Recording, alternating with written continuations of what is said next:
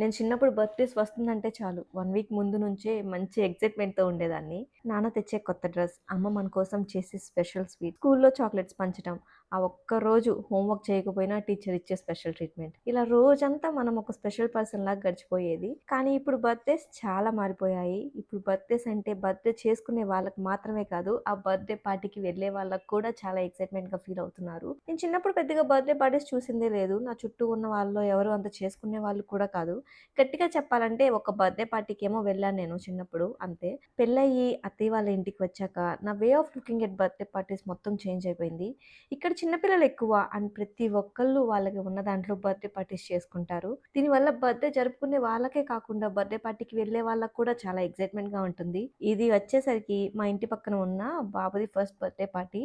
పార్టీలో మొత్తం హడావుడి మా ఇషాంది అయిపోయింది. పార్టీ అయిపోయిన వాళ్ళ ఇంటికే వెళ్దామని గోల చేస్తుంటే, వాడి గోల తట్టుకోలేక మా అత్తయ్య తీసుకొని వెళ్ళింది. ఫుల్ ఎంజాయ్ చేశాడు వాడైతే. అండ్ ఫుడ్ వచ్చేసరికి biryani, chicken curry, chicken fry, gongura chutney and veg వాళ్ళకొచ్చేసరికి పన్నీర్ కర్రీ పెట్టారు. మీకు బర్త్‌డే పార్టీస్ ఎలా సెలబ్రేట్ చేసుకోవటం ఇష్టం? అండ్ మీరు చిన్నప్పుడు బర్త్‌డే పార్టీస్ ఎలా చేసుకునేవాళ్ళు? కామెంట్స్‌లో చెప్పడం మాత్రం మర్చిపోకండి.